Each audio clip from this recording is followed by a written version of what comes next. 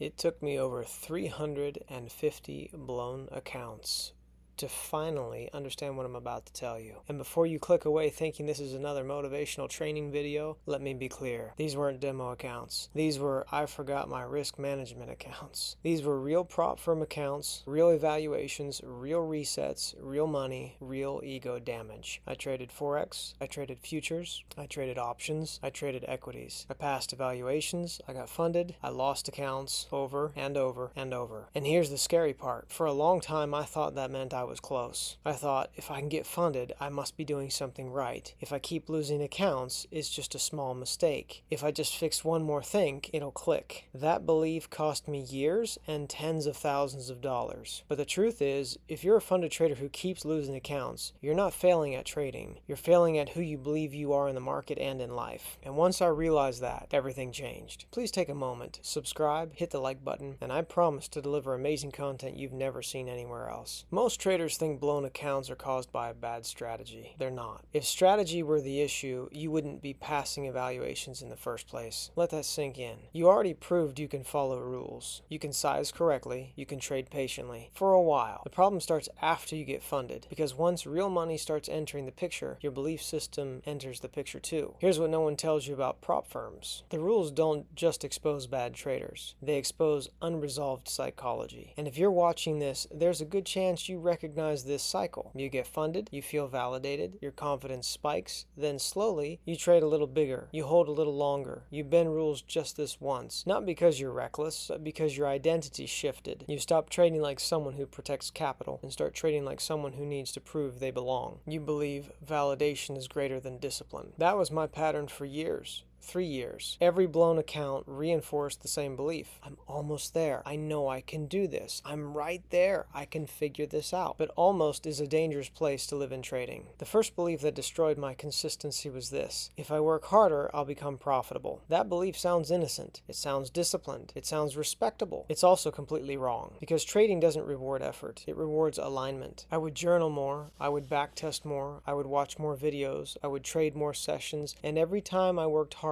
I became more emotionally attached to the outcome. Effort does not equal edge. Hard work made me less patient, more reactive, more defensive. I wasn't trading probabilities anymore. I was trading my self-worth. And the market doesn't care about your self-worth, and it doesn't care about your effort. It only responds to your behavior. Here's the uncomfortable truth. If you keep blowing funded accounts, it's because your nervous system is more familiar with failure than consistency. That was hard for me to admit. Failure felt normal. Passing felt exciting, but unfamiliar. So subconsciously, I would sabotage the unfamiliar state. Not on purpose, not consciously, but through overtrading, revenge trading, forcing setups, ignoring daily loss limits. My brain was trying to return me to what felt safe. And safety for a lot of traders isn't profitability. It's chaos they already understood. Once I realized that, I stopped asking what strategy do I need and started asking what belief keeps putting me back here. That question changed everything, because when you fix beliefs, behavior fixes itself. In the next part of this video, I'm going to break down the 3 belief systems that keep funded traders stuck in a cycle of passing, failing, and repeating. If you've ever thought, I know better, so why do I keep doing this? You're about to understand why. If you're still here, it means one thing. You don't need another strategy. You don't need another indicator. You don't need another funded account. You need to uninstall a few beliefs that are quietly sabotaging you. I'm going to walk you through the 3 belief systems that destroyed over 350 of my own funded accounts, and I want you to listen carefully, because none of these are obvious. They feel logical. They feel earned. They feel justified.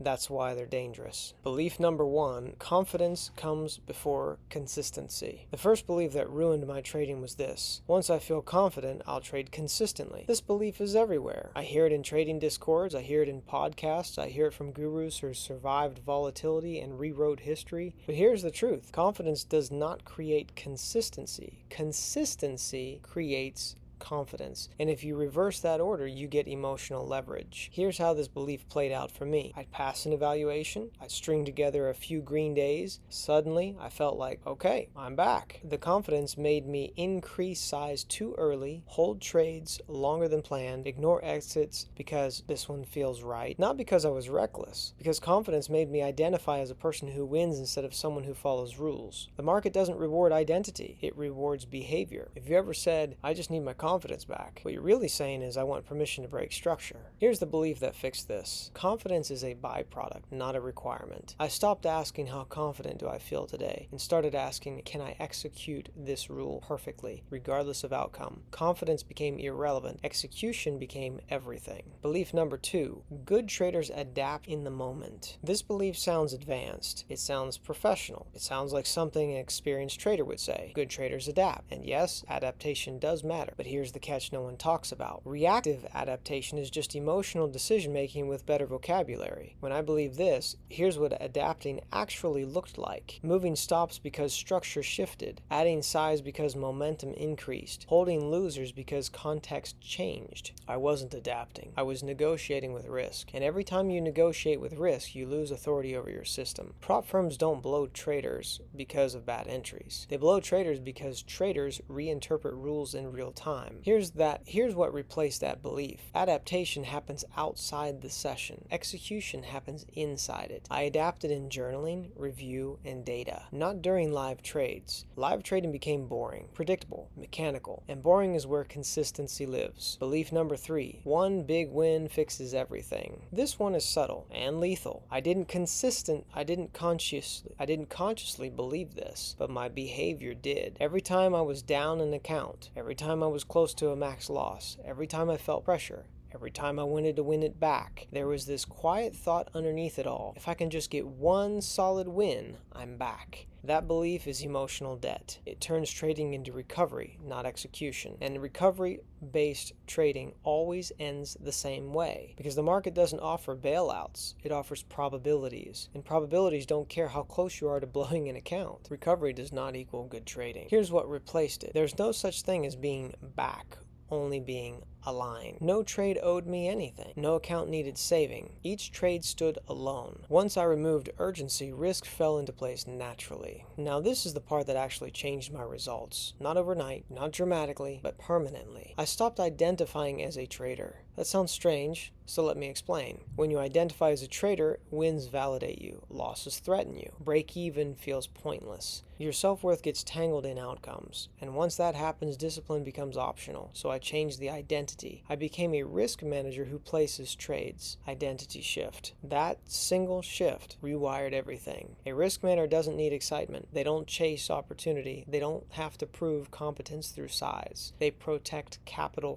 first. Everything else is secondary. After this shift, my position sizes stopped fluctuating emotionally. My drawdowns flattened. My rules stopped feeling restrictive, because restrictions only bother egos. Risk managers like constraints. They create predictability. I stopped asking how much money can I make today, and I started asking how little can I lose while staying engaged. Ironically, profits followed. Why don't most traders make this shift? It's boring. It removes fantasy. It forces you to let go of the version of yourself who wins big. But here's the trade-off no one tells you about. You give up excitement, you gain stability, and stability is the foundation of every long-term career. If this is hitting close to home, it's because trading psychology isn't about motivation. It's about identity, belief, and emotional conditioning. It's because trading psychology isn't about motivation. It's about belief, identity, and emotional conditioning. Here's the part most traders don't want to hear. If your trading feels exciting, you're doing it wrong. And I don't mean that in a motivational quote kind of way. I mean it literally. Every consistently profitable trader I've ever met, and I'm talking real longevity here, not Twitter screenshots, shares one thing in common. They are emotionally bored while they trade. Boredom equals stability. At first, that terrified me because boredom felt like I wasn't trying hard enough. I wasn't maximizing opportunity. I wasn't locked in. But boredom isn't disengagement. Boredom is emotional neutrality. And emotional neutrality is where rules actually get followed. Here's what excitement really is in trading. It's anticipation. And anticipation is the brain projecting future reward. That projection pulls you out of execution and into fantasy. That's when you enter early, hold too long, add size because it feels right. I used to confuse excitement with confidence. They're opposites. Confidence is calm, excitement is emotional leverage, and leverage, emotional or financial, magnifies mistakes. There was a moment where this finally clicked for me. I was funded again, another chance, another reset, and I realized something uncomfortable. Every time I felt in the zone before, I eventually overstepped. So I stopped trying to feel anything. No hype, no music, no mental pump up. I showed up like an accountant. And that's when the equity curve stopped looking dramatic. Boring days stacked, and boring days pay. This next part is where most psychology content fails. People talk about mindset, but they ignore the nervous system. Your inconsistency isn't because you don't want it enough. It's because your nervous system hasn't been trained for non-chaotic success. If you've blown multiple funded accounts, your system is used to high stakes, high emotion, high consequence. Consistency feels foreign, so the body rebels. You can't willpower your way out of this. I tried. Promised myself, I'll be more disciplined this time. I won't revenge trade this time. I'll stop for the day this time. That works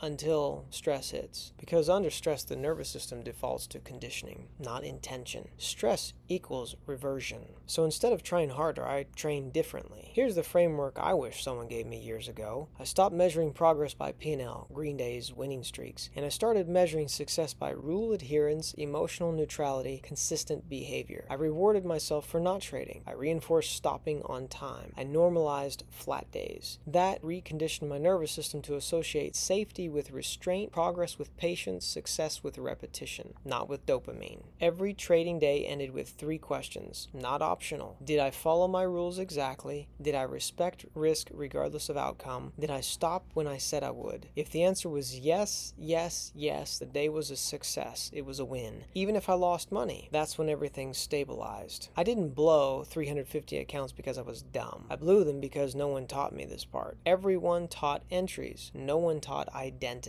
Everyone taught risk. No one taught emotional conditioning. And I had to learn it the expensive way. I'm telling you this because you're a funded trader who keeps losing accounts. You don't need another reset. You need a system for trading in psychology that's actually practical. That's why I'm putting together a course focused entirely on belief rewiring, emotional regulation, identity-based execution, and staying funded long term. Not motivation, not hype, just structure. If you want to be notified when it's ready, I'll have the details below. No pressure, but this is the work that finally changed the results. If there's one thing I want you to remember, it's this. The market didn't take your accounts, your beliefs did. And once you change those, trading stops being a battle. It becomes a process, and that process scales big time. Subscribe below, and I'll show you exactly how to do this.